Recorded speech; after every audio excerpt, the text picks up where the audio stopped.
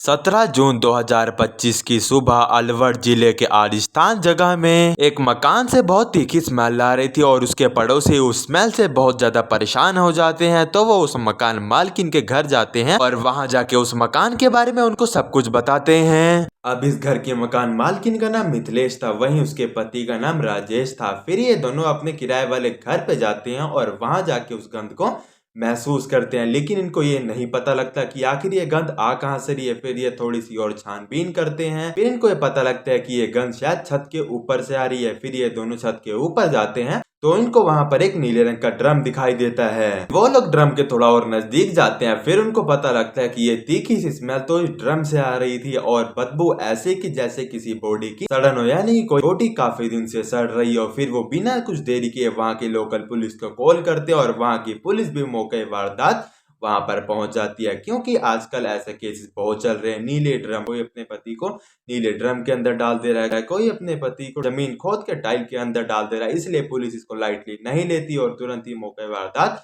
वहां पर पहुंच जाती है और इस केस की इन्वेस्टिगेशन करना चालू करती है। अब जब पुलिस वहां पर आके अपनी इन्वेस्टिगेशन चालू करती है, सबसे पहले वो नीले ड्रम के पास जाती है और वहां जाके उनको इस गंध का पता लगता है कि ये गंध तो कुछ ज्यादा ही तेज है। फिर जैसे ही वो ड्रम के ऊपर रखे कपड़े को हटाती है, वहां का नजारा कुछ ऐसा जिसको देखने के बाद तो पुलिस के भी होश उड़ जाते हैं। फिर पुलिस जैसे ही उस चादर को हटाती है, उसके अंदर से पुलिस को एक डेड बॉडी मिलती है, जिसके अंदर से बहुत ही गंदी गंध आ रही थी और उसके ऊपर नमक का ढेर लगा था, जैसे कि मानो उस बॉडी को डिकम्पोज करने की पूरी कोशिश कर दी गई हो, लेकिन वो बॉडी अभी भी डिकम्पोज नहीं हुई थी और सड़न के कारण पूरे एरिया में बदबू ही बदबू फैल गई थी। अब सवाल यहाँ ये खड़ा होता है कि आखिर ये आदमी कौन था और इसको किसने मारा और ये ड्रम में कैसे आया। तो जैसे कि मैंने आपको पहले ही बताया था, इस घर के जो मकान मालिक थे उसका नाम मिथिलेश और राजेश था। अब इस घर के मकान मालिक जैसे इस डेड बॉडी को देखते हैं, वो तुरंत इसको पहचान जाते हैं और वो कहते हैं ये तो सूरज की डेड बॉडी है। अब सवाल यहाँ ये खड़ा होता है कि आखिर ये सूरज कौन है। तो सूरज इनका एक किराएदार है जो कि अपनी फैमिली के साथ 3 महीने से इनके घर पे रह रहा था और इसकी फैमिली में इसकी पत्नी सुनीता और इसके 3 बच्चे भी थे। अब सूरज एक मिडिल फैमिली से बिलोंग करता था जो कि मेनली शाहजहांपुर का रहने वाला था और इसकी फैमिली में सूरज, इसकी पत्नी सुनीता और इसके 3 बच्चे थे और ये काम की तलाश में यहाँ शाहजहांपुर से राजस्थान आया था और राजस्थान में इसको एक कमरा मिलता है जिसके मकान मालिक का खुद का भट्टा होता है। तो ये अपने मकान मालिक के भट्टे पे ही काम किया करता था। अब मकान मालिक के मन में सबसे पहले सूरज की बॉडी को देखने के बाद एक ही ख्याल आता है कि सूरज की बीबी और इसके 3 बच्चे कहाँ चले गए, क्योंकि वे पूरे घर में इनको दिखाई नहीं दे रहे थे। दरअसल सूरज का एक 8 साल का लड़का और 2 छोटी छोटी लड़कियां थी। अब पुलिस का सबसे पहले काम यहाँ पर सुनीता और उसके 3 बच्चों को ढूंढना था, क्योंकि वो पूरे घर में कहीं नहीं दिख रहे थे और साथ ही इसकी पुष्टिकरण करते करते उनको ये भी पता लगता है कि इन मकान मालिक का भी एक लड़का था जिसका नाम जितेंद्र है और इसकी उम्र तकरीबन 32 साल है और ये भी उसी दिन से फरार है जिस दिन ड्रम के अंदर सूरज की डेड बॉडी मिली थी। फिर पुलिस जितेंद्र के घर वालों से पूछती है कि आखिर जितेंद्र कहाँ है। फिर उसके घर वाले कहते हैं कि हमको नहीं पता कि आखिर जितेंद्र कहाँ गया।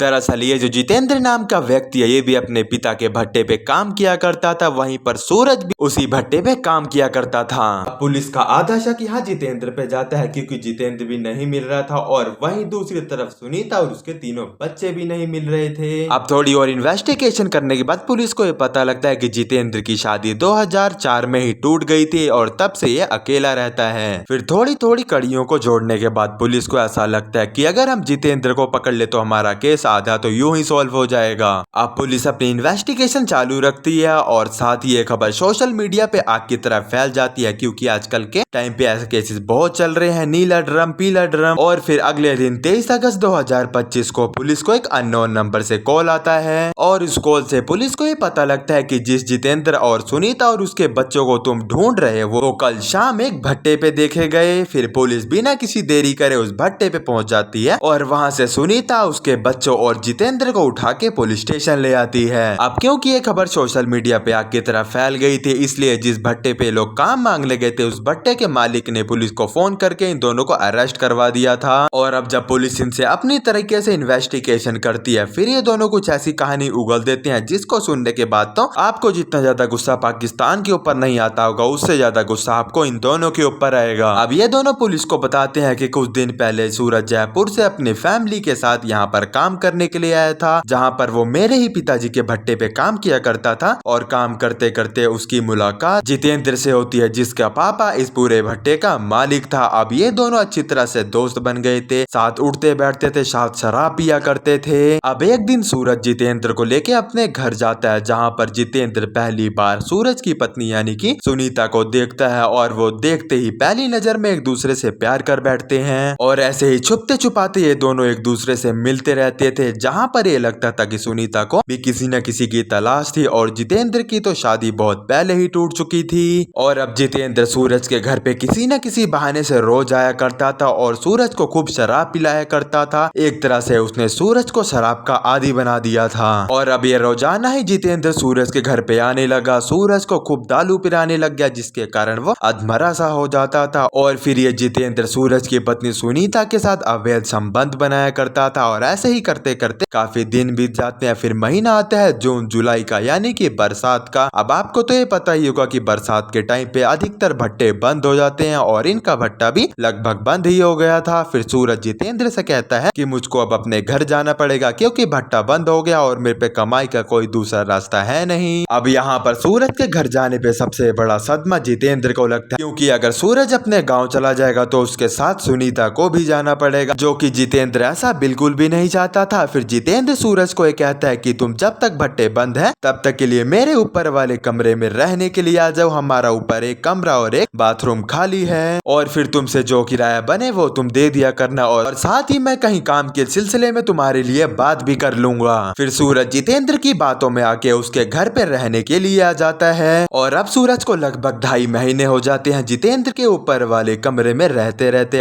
और अब जितेंद्र लगभग सूरज के कमरे में रोज ही आया करता था और सूरज को इतनी दारू पिलाया करता था कि वो बेसुध हो जाता था। और जब सूरज बेसुध हो जाता था तब वो उसकी पत्नी सुनीता के पास जाता था और अवैध संबंध बनाता था, जिससे ये दोनों बहुत ही ज्यादा खुश थे। फिर कहते हैं ना कि ऐसी बातें ज्यादा दिनों तक छुपाई नहीं छुपती, इसलिए एक दिन सूरज को इन दोनों पे संदेह होता है और वो इन दोनों को रंगे हाथ पकड़ लेता है। इससे वो बहुत ज्यादा गुस्सा होता है। अब सूरज जितेंद्र को तो कुछ कह नहीं सकता था, क्योंकि वो उसी के मकान में रहा करता था, इसीलिए वो अपने पत्नी सुनीता को पीटा करता था। अब तो जैसे सूरज की आदत ही हो गई थी कि सूरज रोज रात को दारू पी के आता और अपनी पत्नी को पीटा करता था। फिर सूरज की पत्नी जितेंद्र से कहती है कि अब ये ज्यादा दिनों तक नहीं चलने वाला, क्योंकि सूरज आके रोज रात को मुझको पीटता है और अभी सूरज का कुछ न कुछ करना ही पड़ेगा। फिर सूरज की पत्नी और जितेंद्र एक प्लान बनाते हैं और कहीं से जुगाड़ करके एक नीले ड्रम को अपनी छत के ऊपर रखवा देते हैं। फिर एक दिन जितेंद्र सूरज के घर आता है और उसको खूब दारू पिलाता है, इतनी दारू पिलाता है कि सूरज अधीन हो जाता है। फिर सूरज की पत्नी सुनीता और जितेंद्र दोनों ही मिलके उसको मार देते हैं और मार के ऊपर ले जाके नीले ड्रम पे पैक कर देते हैं। और ये सब करता देख उनको सूरज का 8 साल का लड़का देख लेता है, लेकिन सुनीता उसको भी मना लेती है और वो उससे कहती है कि बेटा अगर हम तुम्हारे पापा को नहीं मारते तो ये एक दिन हम दोनों को ही मार देते। अब उस लड़के की उम्र लगभग 8 साल की थी और 8 साल के लड़के को कितनी ही बुद्धि होती है। अब जैसे उसकी मम्मी ने कहा उसने उतना मान लिया और चुपचाप से जाके अपने कमरे में सो गया। और उसके बाद 17 तारीख की सुबह जितेंद्र बाइक लेके आता है और सुनीता अपने तीनों बच्चों को बैठा के वहाँ से फरार हो जाते हैं, क्योंकि इस बात का इनको अच्छी तरह से पता था कि बॉडी इतनी जल्दी डिकम्पोज नहीं होने वाली और बदबू चारों ओर फैल जाएगी, जिसके कारण हम पकड़े जाएंगे। और अब मैं आपको एक रहस्य की बात बताता हूँ कि आप चाहे जितना मर्जी बड़ा क्राइम कर लो, चाहे जो मर्जी कर लो और उसको छुपाने के लिए चाहे जितने मर्जी पापड़ बेल दो, चाहे जहाँ फरार हो जाओ, पर एक न एक दिन तुम कहीं ना कहीं से जरूर पकड़े जाओगे। तो भाई ऐसा काम ही क्यों करना जिसकी वजह से तुमको लाइफ टाइम सजा मिल जाए और जिसकी वजह से तुम्हारे घर वालों का नाम भी मिट्टी में मिल जाए। अभी जितेंद्र और सुनीता को पुलिस अरेस्ट कर लेती है और अब इनके ऊपर कई प्रकार के धाराएं लगाई जाती है, जिनका गवाह बनता है सूरज और सुनीता का लड़का। हाँ जी, ये पुलिस और मीडिया के आगे सारी सच्चाई बता देता है।